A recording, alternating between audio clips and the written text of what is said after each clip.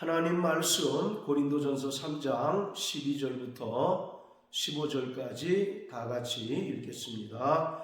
만일 누구든지 금이나 은이나 보석이나 나무나 풀이나 짚으로 이 터 위에 세우면 각각 공력이 나타날 터인데 그날이 공력을 밝히리니 이는 불로 나타내고 그 불이 각 사람의 공력이 어떠한 것을 시험할 것임이니라.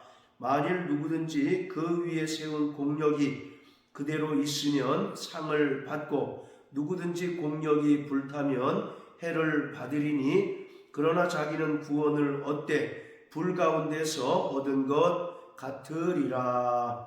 아멘. 본문은 한국교회 성도들이 대표적으로 오해하고 있는 성경 본문 중 하나입니다.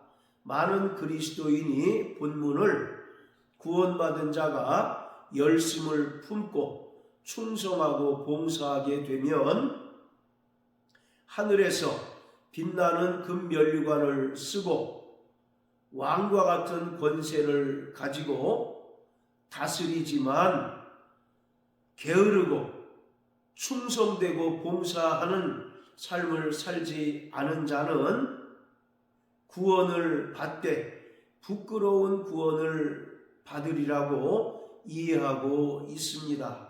이것은 그동안 많은 목회자가 이런 식으로 설교를 했기에 성도들 또한 이런 모습으로 본문을 이해하는 것은 어찌 보면 대단히 당연한 일일지도 모릅니다.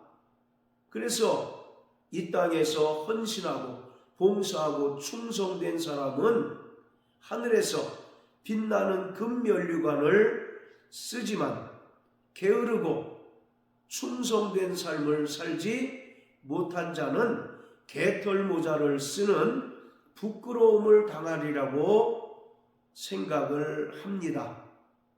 자, 그렇지만 바울이 본문을 통하여 말하고자 하는 대상은 모든 성도가 아니라 하나님께 사역자로 부르심을 받은 교회의 지도자 그리고 목회자들입니다. 따라서 사도 바울은 본문을 통해서 하나님의 사역자로 부르심을 받은 교회의 지도자와 목회자들에게 엄히 경고하고 있는 것입니다. 그리고 본문에 등장하는 상이라고 하는 것은 헬라어로 미스도스라고 하는데 이것은 구원 외에 별도로 받는 어떤 상을 말하고 있는 것이 아니라 바로 교회가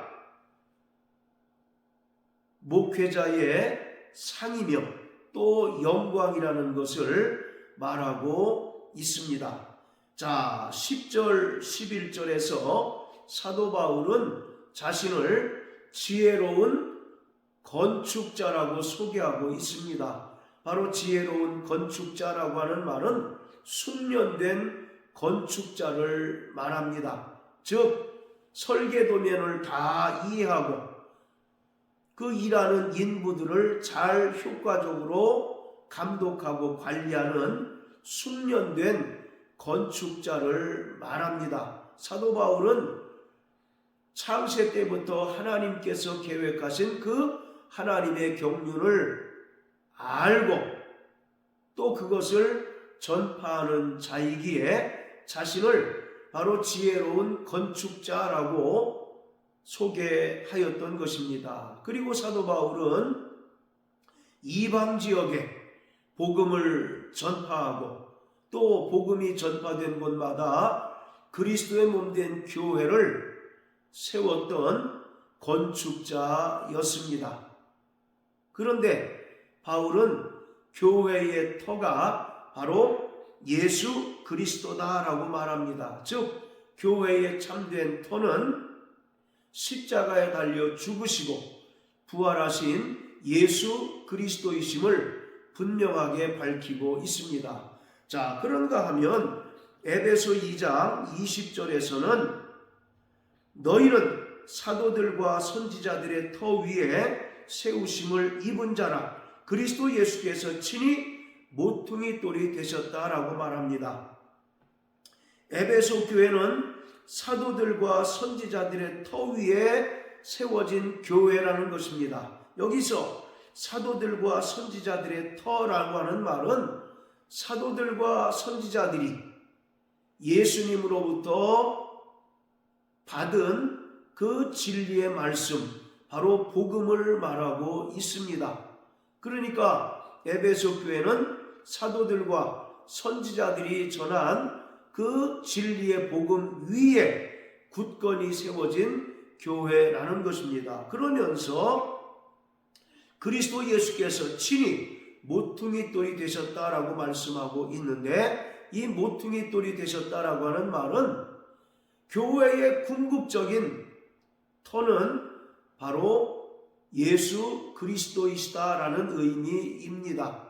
마태복음 16장 16절에서 베드로가 주는 그리스도시요 살아계신 하나님의 아들이십니다 라고 고백했을 때 16장 18절에서 예수님께서는 내가 이 반석 위에 내 교회, 즉 주님의 교회를 세우실 것을 말씀하셨습니다. 즉 반석과 같은 이 견고한 신앙 고백, 주는 그리스도시요 살아계신 하나님의 아들이심을 믿는 그 고백 위에 주님께서는 그리스도의 몸된 교회를 세우시겠다라고 말씀하셨습니다. 자, 이처럼 사도 바울은 지혜로운 건축자로서 고린도 교회의 기초를 놓은 자입니다. 그는 1년 6개월 동안 고린도 지역에 머물면서 헌신과 수고를 아끼지 않고 진리로 고린도 교회 성도들을 양육하고 또 하나님 말씀을 가르쳤습니다.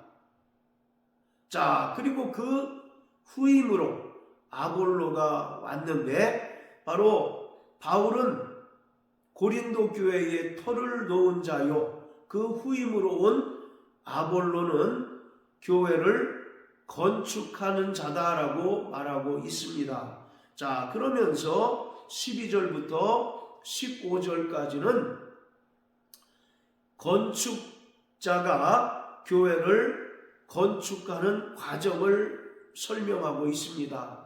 그런데 중요한 것은 교회를 세우는 건축자는 건축 자재의 종류를 선택할 수 있는 권한이 있다는 것입니다. 그래서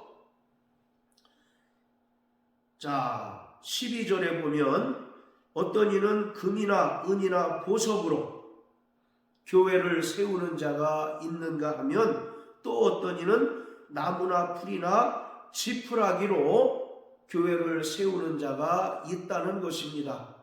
자, 여기서 금이나 은이나 보석, 그리고 나무나 풀이나 지폐, 가장 분명한 차이는 불에 타느냐 타지 않느냐라는 것입니다. 따라서 금이나 은이나 보석으로 교회를 세운다는 것은 오직 성령의 가르치신 진리의 말씀, 즉 진리의 복음을 통해서 교회를 세워 나가는 것을 의미하고 있습니다. 2장 13절에 보면 우리가 이것을 말하거니와 사람의 지혜에 가르친 말로 아니하고 오직 성령의 가르치신 것으로 하니 신령한 일은 신령한 것으로 분별한다라고 말하고 있는데, 여기서 금이나 은이나 보석으로 교회를 세운다는 것은 성령의 가르치신 것으로 교회를 세워 나가는 것을 말합니다. 즉 교회의 지도자와 목회자가 성령의 가르치신 그 진리의 말씀, 복음으로 성도들을 철저히 양육하고 가르침으로써 그들이 그리스도의 장성한 분량에 이르기까지 그 믿음이 자라고 하나님의 아들 예수를 믿는 것과 아는 일에 하나가 되는 온전한 사람이 되는 것을 말하고 있습니다. 반면에 풀이나 짚이나 나무로 교회를 세운다는 것은 2장 13절의 말씀처럼 사람의 지혜에 가르친 말로 교회를 세우는 것을 말합니다. 세상 풍조와 당시 고린도 교회를 지배하는 헬라 사상을 유입해서 사람의 지혜에 가르친 말로 성도들을 가르치고 양육하는 것을 말합니다. 이것은 반드시 하나님께서 불로써 심판하실 때에 무너지고 붕괴될 수밖에 없는 것입니다. 자, 그래서 교회의 지도자와 목회자가 어떤 이는 금이나 은이나 보석으로 교회를 세우고 또 어떤 이는 나무나 풀이나 짚으로 교회를 세우는데 그 공력을 하나님께서 마지막 날에 불로써 시험하신다는 것입니다. 자, 13절을 보면 각각 공력이 나타날 터인데 그날이 공력을 밝힌다라고 말합니다. 여기서 그날이라고 하는 것은 최종적인 심판의 날을 말합니다.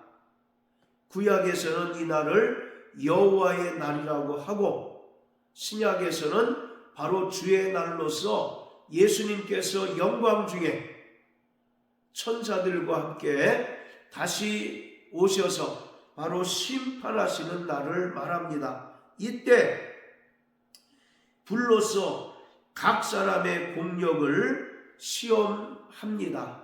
그런데 14절을 보면 불로써 그 공력을 시험할 때 그 공력들이 불타지 않고 그대로 있으면 바로 상을 받는다고 말합니다. 반면에 15절에서는 그 공력이 불타면 해를 받게 되는데 이 사람은 구원을 얻되 불 가운데서 얻은 것 같다라고 말을 합니다.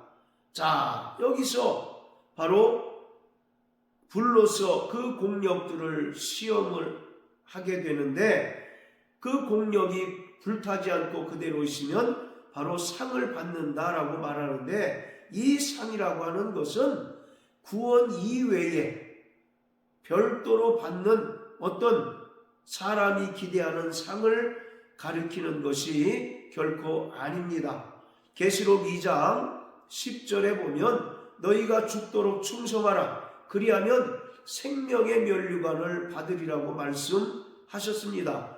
바로 죽도록 충성한 자들에게 생명의 면류관을 주시마 약속하셨는데 여기서 말하는 생명의 면류관은 어떤 사람들이 생각하는 구원 외에 영생 외에 또 다른 상을 말하는 것이 아니라 바로 생명의 면류관은 영생을 말하고 있습니다. 그러니까 이 세상에서 갖은 고난과 핍박에도 불구하고 또 목숨을 위협하는 그런 위험 속에서도 끝까지 그 믿음을 지킨 자들에게 하나님께서는 영생을 선물로 주신다고 말씀하고 있습니다.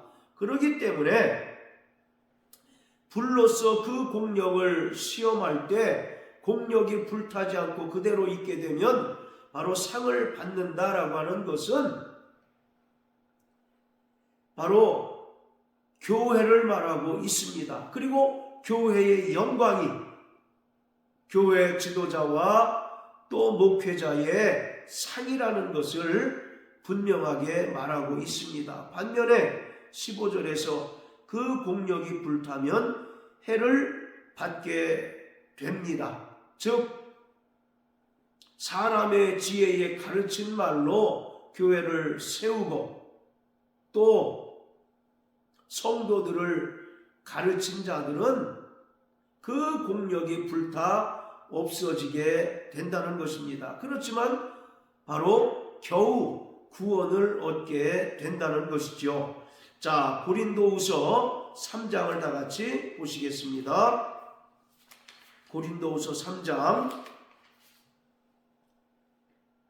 자, 3절입니다. 너희는 우리로 말미암아 나타난 그리스도의 편지니 이는 먹으로 쓴 것이 아니요 오직 살아계신 하나님의 영으로 한 것이니 또 돌비에 쓴 것이 아니요 오직 육의 신비에 한 것이라. 바울은 먹으로 쓴 추천서가 없었습니다. 그래서 심지어 고린도 교회 성도들로부터 사도 바울의 그 사도권을 부정당하는 일까지 있었습니다. 그렇지만 사도 바울은 너희가 비록 나에게는 종이로 쓴 추천서가 없지만 바로 고린도 교회 성도들 너희가 나의 추천서다라고 말합니다. 그러면서 나는 살아계신 하나님의 영으로 한 것이며 즉 성령의 가르치신 것으로 너희에게 철저히 가르쳤다는 것입니다. 그러면서 돌비에 쓴 것이 아니요 오직 육의 신비에 한 것이다 라고 말합니다. 돌비에 쓴 것은 율법을 말합니다. 사도 바울은 고린도 교회 성도들에게 성령을 통하여 진리를 가르치고 또 진리로 양육했지 율법을 가르친 것이 결코 아니었다라고 말하고 있습니다. 이처럼 사도 바울은 1년 6개월 동안 고린도 지역에 머물면서 헌신과 수고를 아끼지 아니하고 고린도 교회 성도들을 성령에 가르치신 바 된 그 진리로 양육하고 하나님 말씀으로 철저히 가르쳤습니다. 그래서 고린도 교회의 터를 놓고 떠났지만 그 후임으로 온 목회자들로 인하여 교회가 분파가 나뉘고 또 분쟁하게 되었습니다. 이것은 저들이 사도 바울 자신과 같이 성령에 가르치신 그 진리의 말씀으로 성도들을 양육하고 가르치지 않았기 때문이다 라고 말합니다. 그리고 이러한 것들은 끝날이 되면 반드시 불시험을 통하여 그것이 드러나게 되리라고 말씀합니다. 그러면서 그 후임으로 고린도 교회를 목회하는 목회자들이 철저히 세상 지혜가 아니라 또 사람의 가르친 지혜의 말이 아니라 진리로 교회를 세우고 또 진리로 교회를 양육할 것을 권면하고 있습니다. 그럴 때 고린도 교회가 지금 당면한 문제인 분파와 분쟁의 문제가 해결되리라고 하는 것을 오늘 본문을 통해서 말하고 있는 것입니다. 교회는 철저히 진리 공동체입니다. 에베소 2장 20절의 말씀처럼 교회는 사도와 선지자들의 터 위에 세워졌고 예수님께서 친히 모퉁이 돌이 되어 주셨습니다. 교회의 참된 터는 십자가에 달려 죽으시고 부활하신 예수이시며 또 사도들이 전파한 그 진리의 말씀 위에 세워진 것이 교회입니다. 그렇기 때문에 교회는 사람의 지혜로운 말이 들어와서는 안 됩니다. 세상 풍조와 또 세상의 철학 사조나 또 인문학적인 지식을 가미해서는 결코 안 됩니다. 그런 것들이 세상 사람들로부터 환영을 받을지언정 교회의 진리 외에 다른 것이 유입되고 다른 것이 들어오게 되면 결국 진리가 희석되고 진리가 퇴색되기 때문에 교회는 온전히 세워질 수 없는 것입니다. 이것은 교회의 지도자 또 목회자들이 특별히 유념해야 하는 것입니다. 그래서 오늘 본문을 통해서 사도 바울은 모든 성도를 대상으로 말하고 있는 것이 아니라 건축자들, 즉 교회를 세워나가는 교회의 지도자들, 목회자들에게 엄히 경고하고 있습니다. 교회는 결코 인문학 강연장이 아닙니다. 진리를 선포하고 예수님께서 십자가에 달려 죽으시면서 선언하신 그 예수님의 핏소리가 증거되어야 하는 곳입니다. 그럴 때 교회가 세상으로부터 미움을 받고 또 세상으로부터 박해를 받을지언정 더욱더 건강한 교회가 세워져 나가는 것이고 또 교회의 구성원인 성도들이 진리 안에서 복음 안에서 그 믿음이 그리스도의 장성한 분량에 이르도록 성장하게 되는 것입니다. 그러므로 사랑하는 성도 여러분, 정말 교회를 위하여 우리는 특별히 기도해야 합니다.